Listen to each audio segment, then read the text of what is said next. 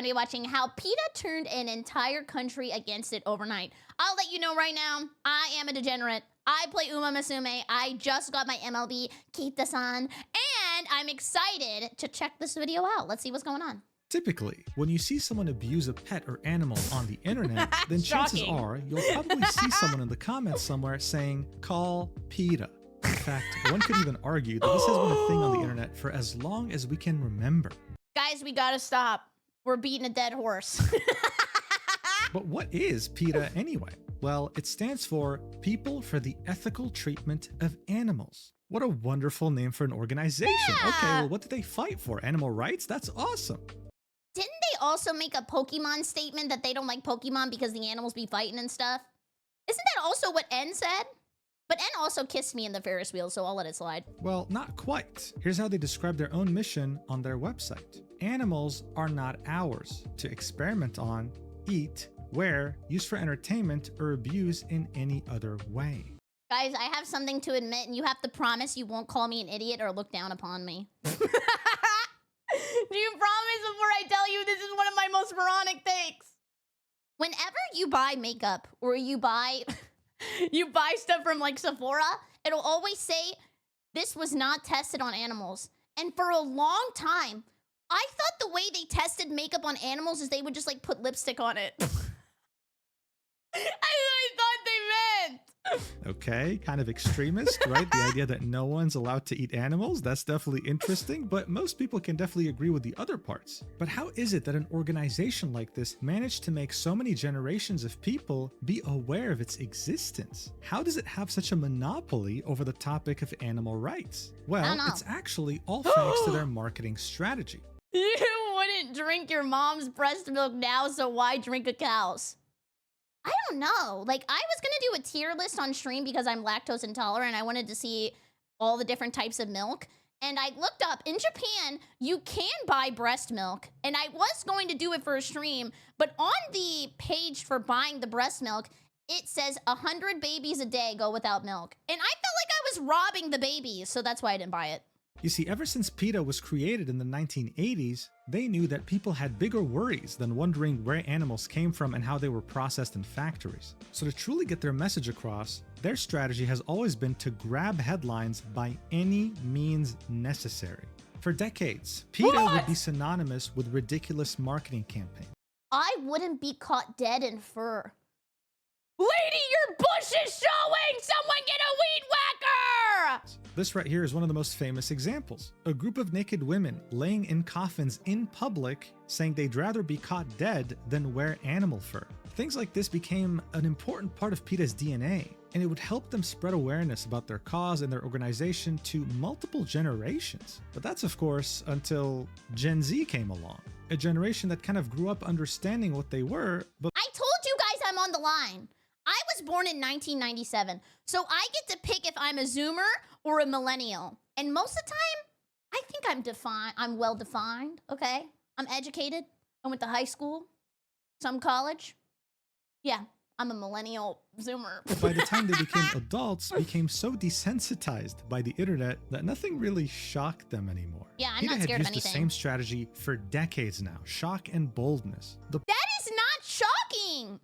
That's just a woman. problem with the strategy, though, is that over time, for it to remain effective, every campaign you make has to be more shocking than the previous one. And more importantly, the line between bull chalk and rage bait is extremely thin. And for years now, PETA has been absolutely clueless about the fact that they had crossed it a while ago. My body isn't your sushi roll. I have a question. Do fish feel and think? I think about this sometimes because I eat fish all the time. I used to eat fish every single day with a side of Brussels sprouts. That was like my meal. Do fish get sad? Kind of. They feel yes, but think no. I've always wondered. Essentially gone from very bold marketing campaigns that no one had ever done before to now posting an AI-generated image of a fish being cut into sushi, calling it artistic rendering, and being community noted. That's just plain embarrassing. There are a lot of changes to Twitter that were bad, but community notes was pretty good. I love a good community note slam. It makes me laugh every single time. For years now, this has been PETA's reality. They're nothing more than just rage baiters, and they fail to see that. They've completely lost the plot. And speaking of losing the plot, it turns out that PETA actually enjoys killing animals more than rescuing them. What? After numerous investigations spanning across multiple years, many have been able to conclude that PETA enjoys killing animals way more than just putting them up for adoption and Huh? They said stop killing the animals. We want to do it. You're KSing. Come on, man. finding them a new loving home. Why? Greedy! Because they believe owning a pet dog is slavery. I wish I was kidding. Don't believe me? Well, the founder of PETA herself said that pet ownership is an abysmal situation and argued in a 2014 interview that outdoor cats should just be killed. It's better for them. What? By now, and we're still in the intro of this video, you're probably wondering, okay, how the hell does this organization even still exist? Yeah. And how can it possibly get any worse? Well, recently, PETA decided that killing animals is not enough. They decided to openly tarnish the legacy of a dead animal. And the backlash that they experienced was biblical. You see, Silent Suzuka was Also, if you're playing Uma, she's apparently going to be really good in the next cup, so get on that. a Japanese racehorse with an unrivaled legacy. I mean, he was And I just went to a race last week. It was awesome, and all the horses were so happy, and they were beautiful. Like, I'm not into horses, but they were very pretty. extremely fast and well known globally to anyone who followed horse racing. However, in 1998, his life ended after a tragic injury on the track. Aww. What really made Silent Suzuka stand out during that incident, though, is that even though he was in horrendous pain, he didn't flip out, he didn't try to injure his jockey, no. He silently went to the side of the track, dropped off his jockey, and when he was sure that his human rider was safe, proceeded to collapse. Yeah, he was one hell of a horse. Now in 2021, the mobile game Uma Musume Pretty Derby would come out in Japan. It would be an anime horse girl racing game, I love with this every game. one of these anime girls representing a famous Japanese racehorse. I play it every day. Not even kidding. I have an addiction problem. It's freaking awesome. Follow me on Uma. I have a unlocked Kita-san. Enjoy to your heart's content. And maybe give me a smiley face. This game would prove to be extremely successful in Japan, would release globally in 2025, and would make billions of dollars. And one of the horses that was immortalized as an anime horse girl was none other than Silent Suzuka. In fact, Uma Musume would even have an anime, and Silent Suzuka would make an appearance there too. And the anime is so good because they have so many little details. Like when they hold up the phone, it goes all the way up to like the top ear and comes down. And on the roads, they have like their own lanes that they run in because they don't drive cars. So as you can see, this was a very well beloved and very well respected horse to this day. So what the hell could have PETA possibly done to create a worldwide backlash? Did they pay their respects to this wonderful animal that showed incredible compassion to humans in its final moments? Of course not. They instead would post a disgusting image of the anime horse girl version of Silent Suzuka with a grotesque leg injury where you can see the bone protrude outside of the skin, arguing that if the game was honest, your favorite horse girl wouldn't get any comeback arcs. One failed event and the race is over, just like what happened to the real Silent Suzuka. Don't look. PETA had been fucking around for years, and Oh, hi, Rima. I remember the Pokemon one, and I definitely remember the Cooking Mama one. The Cooking Mama one went kind of crazy for a while online. had faced barely any consequences. This time, though, they fucked around and they found out.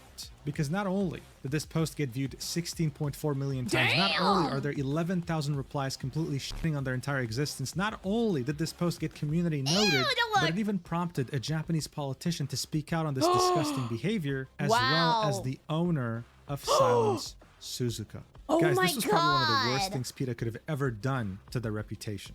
More and more people are looking into the fact that they're killing more animals than they're saving, with the Japanese people in particular finding out the true nature of this company rather than thinking that they actually fight for animal rights. And unlike their usual rage bait, this time there were many people that destroyed the hell out of PETA with facts and logic. Oh, let's go. Actual real arguments that showed that Uma Musume Pretty Derby did a million times more than PETA could ever hope to True. achieve.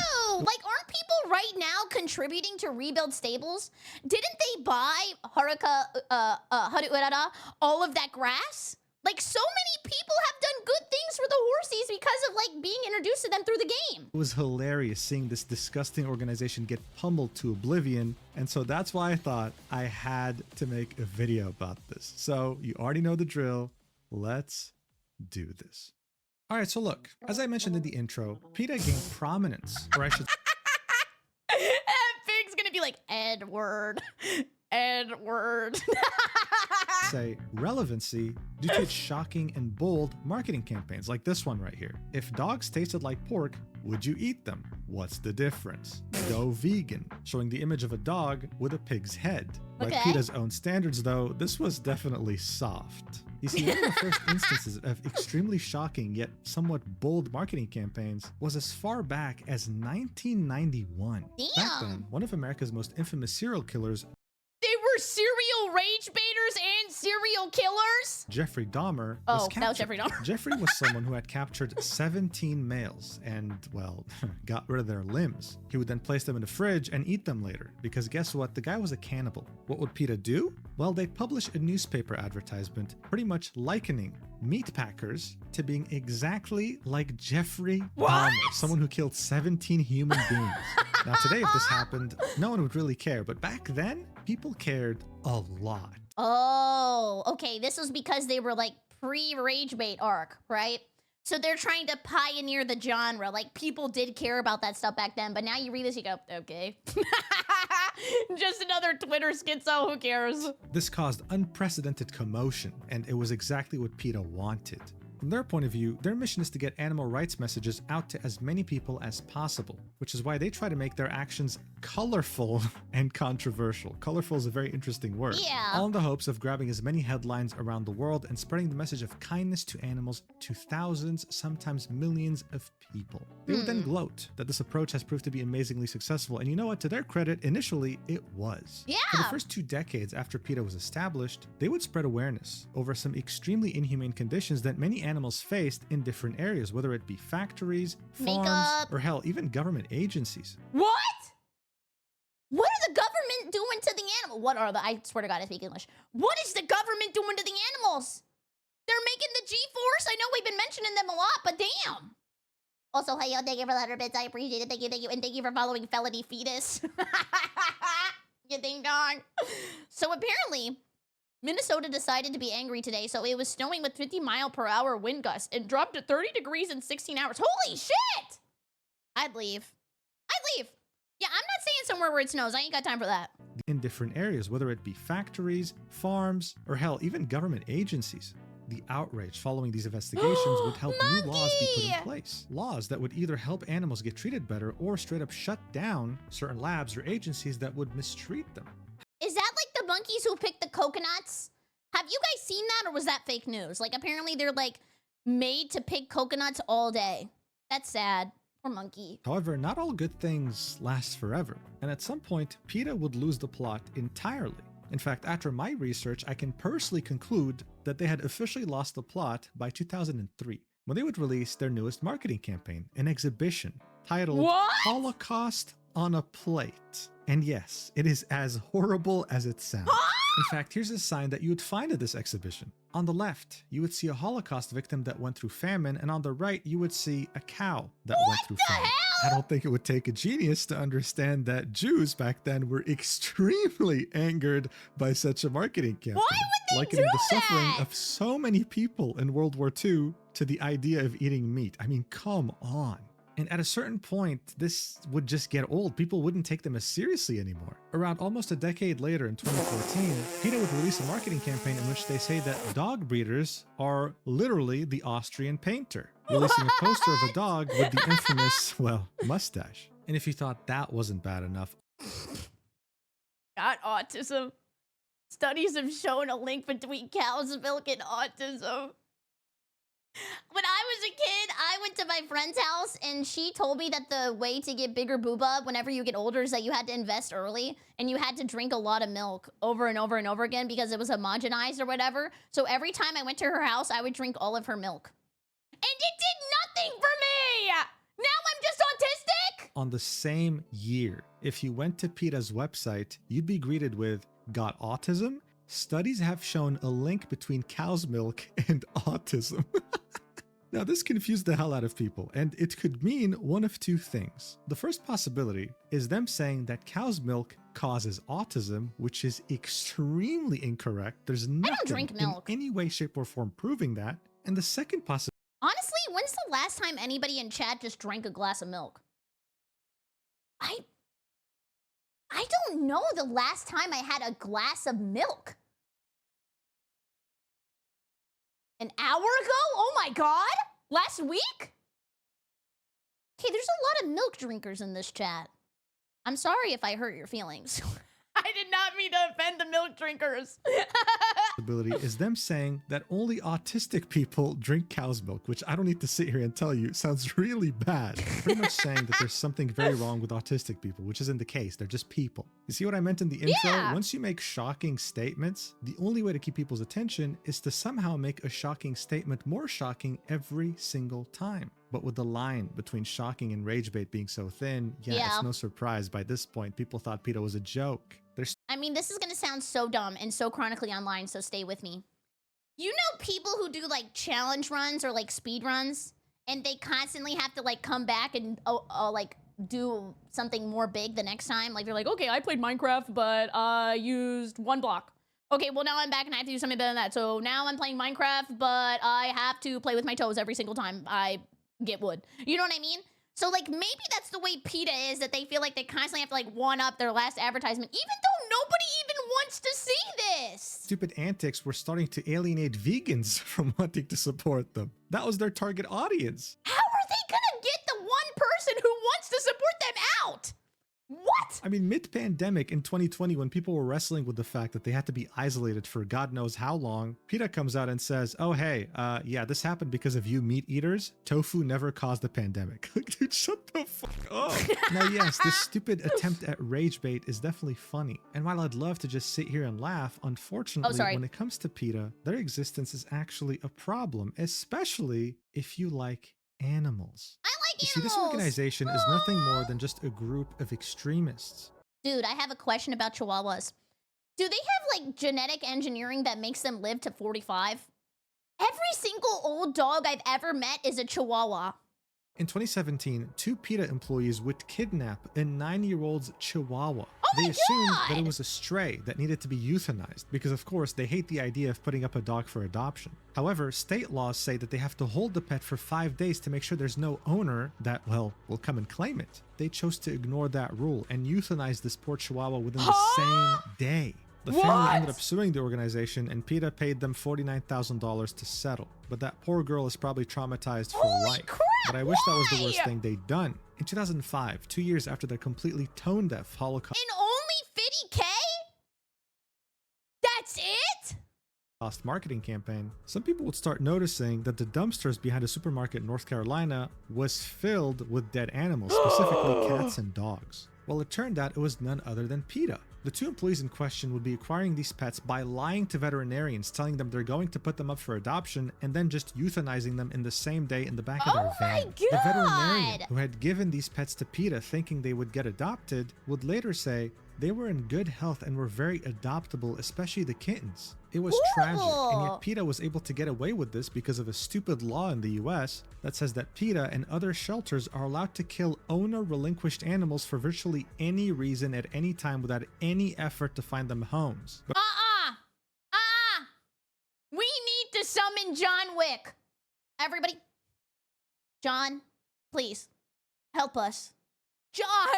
of course, politicians don't care about actual important matters like this. And finally, if you want something a bit more recent to truly show you how disgusting PETA is, then look no further. This was a study published in February 4th, 2025, examining the rate of death of animals in PETA shelters in the year of 2024. Now, PETA is established in the state of Virginia. The average rate of euthanasia for all agencies in Virginia is 10%.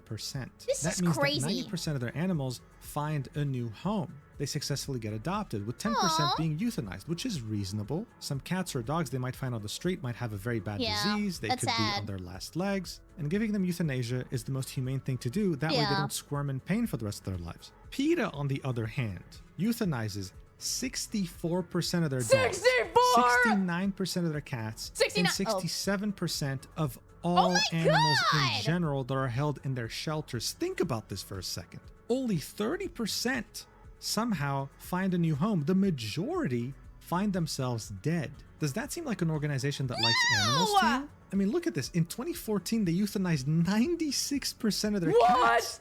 What? 96? Holy crap! That is so high! And for what? They're like just doing it for the love of the game? Very interesting, right? Especially seeing that the founder of PETA has already expressed the fact that stray cats shouldn't exist. In other words, they should all be killed. I mean, I just find this so disgusting, but also so fascinating. PETA always likes to ignore the fact that humans and animals are fundamentally different, which is why we shouldn't eat them. Does that mean we should euthanize 69% of children that are currently in shelters waiting to be adopted by a family? I wonder what this failure of an organization would say. Oh wait, I actually know exactly what they would say. One look at their social media in 2025, and the only thing you'll find is rage bait. That's what they still thrive on. They want views, they want relevancy at any cost, no matter how stupid they might look in the public's eyes. Their faces are making me laugh. Not the Eagles!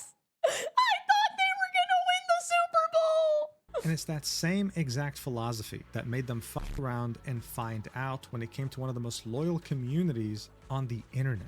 And it resulted in them wiping the floor with PETA's pathetic ass. Grandma's evil. This all brings us back to the game Musume Pretty Derby. I love Available this game. both on PC and mobile, it pretty much took over the world this year. In fact, if you were able to catch the Game Awards recently, then you would have seen that it actually won Best Mobile Game. Yes, and they gave me a ticket! Even though I would have rather had one of those rainbow shards. Grrr. The same company behind that very successful game that's generated billions of dollars to date is also behind its extremely successful anime series. Yeah, all the the horse movie, girls right? in the anime and the game are actually based off their real-life counterparts. This was only possible to do after getting direct approval from each one of their owners. And that's why you were originally not supposed to, like, loot them, right? Because then they were scared that the owners would take back the rights. I think I could be spreading misinformation. But that's not all, of course. They weren't just able to make an awesome game, some great anime, and respect the medium. Horse racing has been a dying sport for years now, and they were able to revitalize the entire industry by bringing in such a huge amount of young people that are now interested in it thanks to the game and anime. And like I said earlier, I went last week and I bet on Elvis and he made me $100. I got free tacos. Thank you, Elvis. Elvis W. In fact, the developer, Psy Games, wouldn't just support horse racing directly by sponsoring multiple events, they would also make it a point to support retired racehorses, making sure that they're not neglected and encouraging fans to donate to them. In fact, ever since They're gonna Derby had kiss. come out in Japan and then eventually came out globally, the Retired Horse Association of Japan, who takes care of all retired racehorses, has seen a massive surge in donations. I mean, Wow. look at this. They had created a fundraiser back in October to create a memorial for multiple retired horses that had passed away recently, and they were able to raise 6.3 million yen out of their 10 million yen goal. Before Musume, people didn't really care that much about retired horses. Now they do. Isn't that awesome? Now, with all this info in mind, and this is me barely scraping the surface, by the way, how much worse does this post from PETA actually sound now? Going after a developer and a game that has done more for horses than they could ever even conceive. Yeah. I mean, what a desperate cry for attention. The replies would, of course, immediately point this out, like this one that ratioed the original post by like, Oh, not to be like a what is it called? Self-promoting Andy. But I did, I spun a little bit for that. Not to be a self-promoting Andy, but I read through all of Urara's, thingy McBobber, her story, on my gaming channel. So go check it out. All voice acted by me. like 5 times, saying Musume does more to the welfare of the horses it honors than misleading and self-serving posts like this do. Is that my mouse? Oh my god. I thought that was my mouse. I thought there was a ghost moving. That was his mouse in the video. I'm sorry. I was really concerned for a second. I don't know what the hell was happening. better or be quiet. I mean, not a single one of these 11,000 replies were positive. They were just shitting on PETA's entire existence. The audacity for an organization that euthanizes 70% of its animals to talk about euthanasia is wild. Just so you know, this was a severe leg injury that Silent Suzuka experienced on the racetrack. Once that happens to a horse, they are guaranteed to die a slow and painful death. Euthanasia here was actually, unlike PETA's shelters, humane. Why is that? Is it because like they're constantly on their feet? Or maybe they like walk around a lot, or they have to walk to graze, or it's like just so much weight on their legs. A lot of weight. That's what I was thinking too. So like they would just suffer forever. And it has to do with their heart too. but they've lost the plots since 2003. Reasoning with them is pointless. Horse-like injuries are often fatal because they are designed for speed. Lightweight, light bones, poor circulation, weight on one toe, making healing difficult, and they can't bear weight on 3 legs, leading to devastating laminitis. I think I read that wrong. In other legs, which is excruciatingly painful and incurable. That is so sad!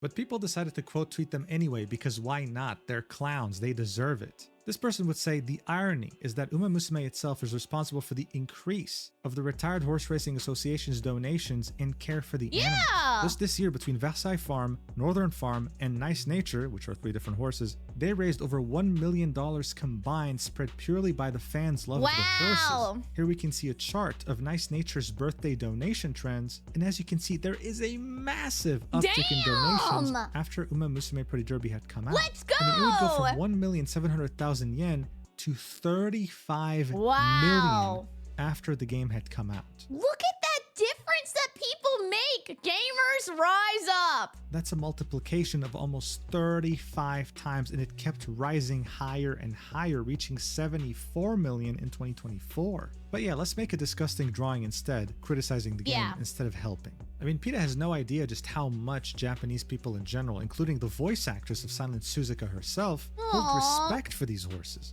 In an interview, she was literally crying over Silent Suzuka's memory, wondering if she could properly convey the spirit of this legendary horse. Do PETA employees cry when they euthanize 70% of their animals for no reason?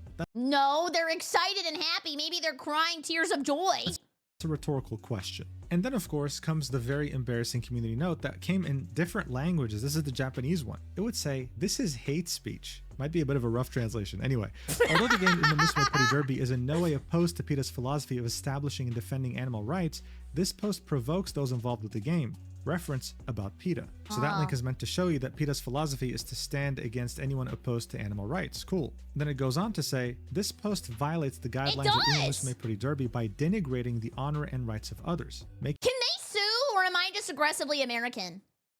Can they bring him to court? You can get an anti-social post that does not follow the rules, like guidelines for derivative works of Uma Musume Pretty Derby. So here we get linked to the website of Uma Musume, outlining their terms of service for fan works. In a nutshell, you can create fan art, you can create fan merch, you can do all those things, but they cannot be political, they cannot be sexual, and they sure as hell cannot be gory or disturbing. That's exactly what PETA was doing. And finally, the community note would say, provocative posts intended to attract attention also have an aspect of spam and therefore violate access terms of service.